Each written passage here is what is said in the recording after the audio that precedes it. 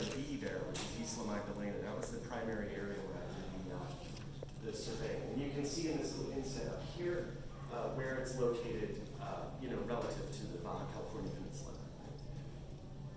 And there's a topographical relief map of the island, and from that you can kind of get a sense of the weird sort of zones and geology of the island. This is the only existing geological map of the area drawn up by hand, right, in 1978. And basically the predominant substrate is ultramathic. So that was really cool. Like, I didn't even really realize that until I'd gotten into the research. That we're looking at serpentine endemism here to some degree.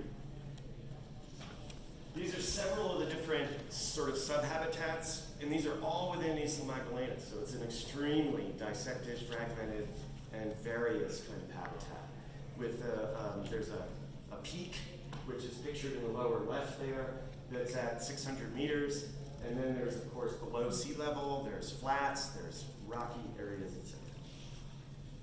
So I was interested in figuring out what is driving the distribution of this cactus plant, and especially what's driving the distribution within the islands itself. Because when you survey around, which I did for like 5 years, you notice that the cactus is not distributed equally.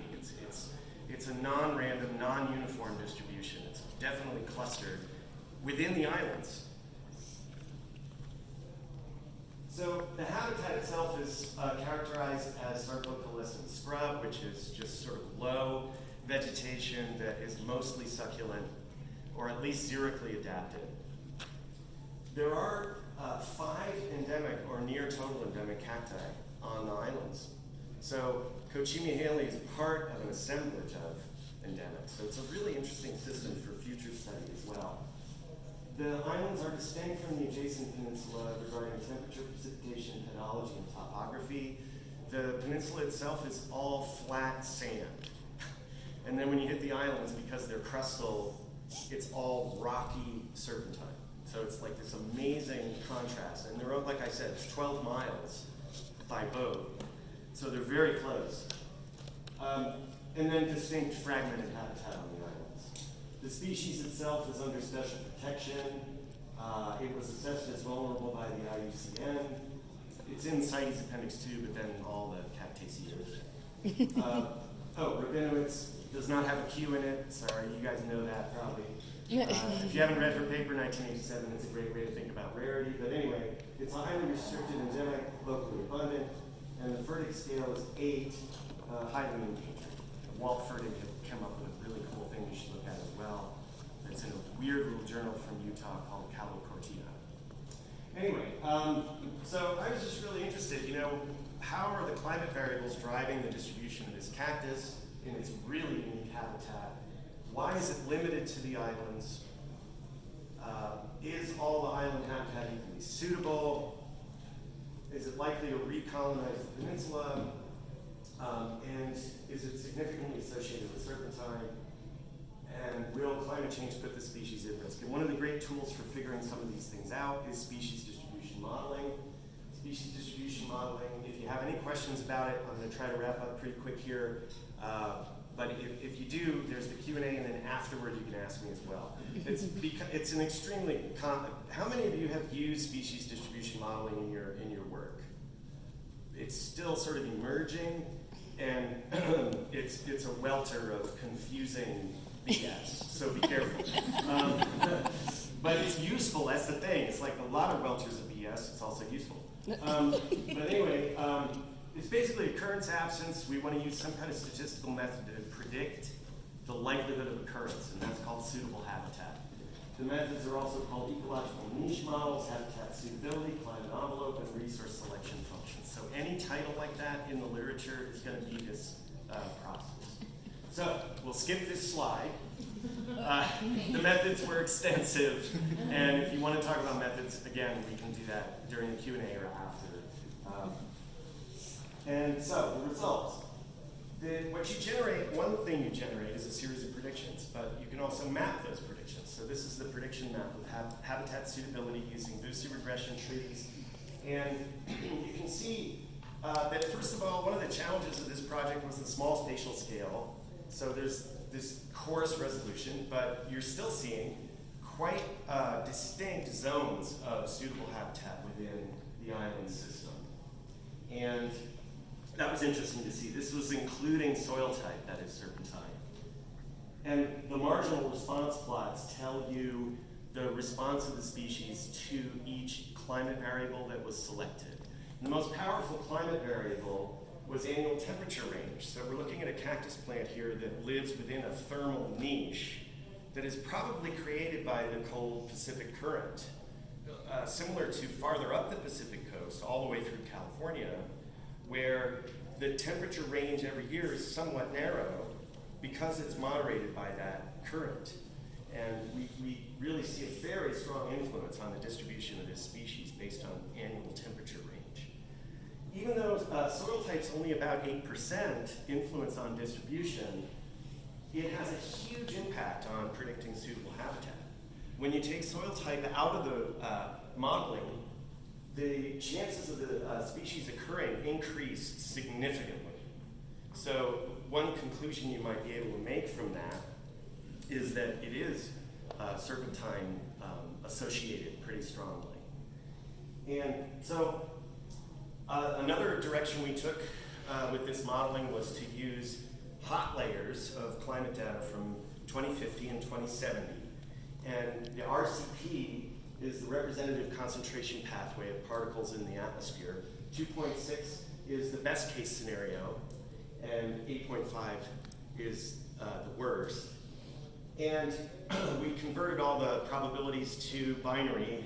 Presence is 1, absence is 0. Did some subtraction of those maps, and got range expansion and contraction with net habitat loss based on climate change.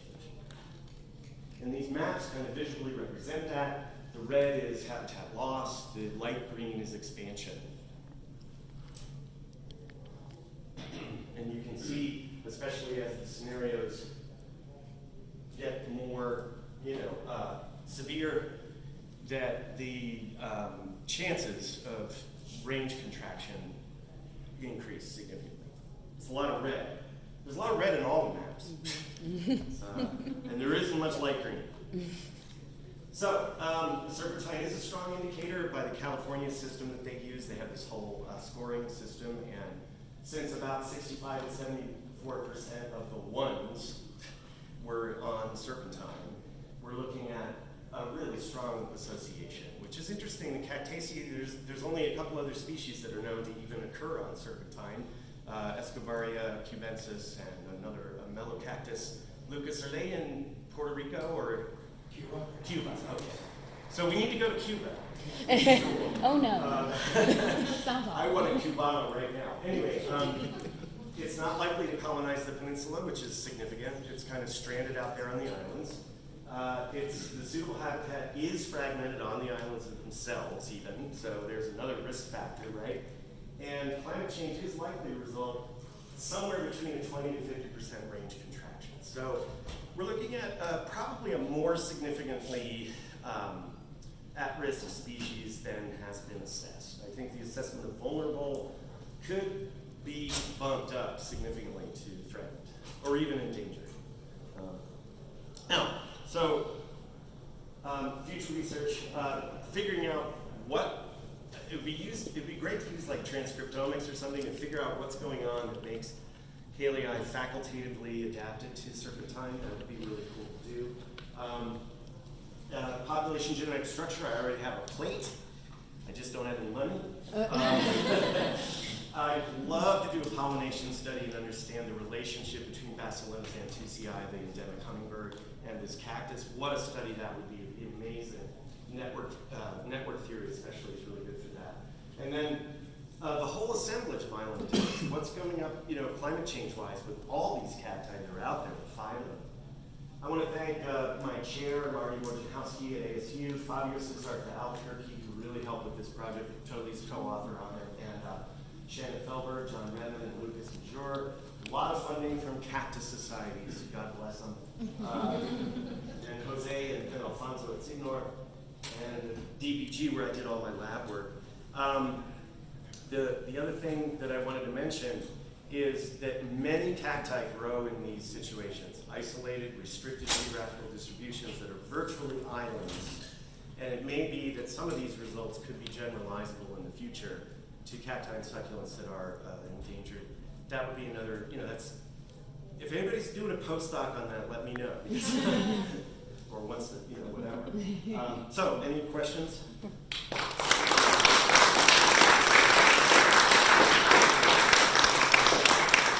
All right, we have about 2 minutes for questions. Can the next person go ahead and start the talk? Peter, you talked a little bit about fog. So were you able to model the fog at all, or the islands popping up around the fog zone at all? Or that is the fog desert. Yeah, fog is really important in this habitat, but I didn't capture any fog data. I used the world climate variables, and they have relative humidity, but that ended up not being a significant predictor. But that would be a great future project too, would be to try to capture some of the effect of the fog, because it is a major driver for sure. It's probably a proxy for the annual temperature range. I mean, I bet they're really closely correlated. So that's just speculation. But anyway, good question. Yes? Have you validated the model? I'm sorry? Have you validated the model? The model, with the AUC was 0.88, which is pretty good. Have you gone to the site and looked for the species there? Oh yeah, I was there for 5 years and did surveying I did 10 surveys. So validating the model, talk to me in 20 years. The thing about species distribution modeling is that it's not ground validated yet. It's been around for about 20 or 30 years, but nobody has gone back, well maybe not nobody, but very few people have gone back to previous studies and checked the results. Because the time scale is long, and people get distracted, or they get, they retire, or they die, right? And, that's how science progresses, right? One death at a time. Anyway, thank you. Roasted.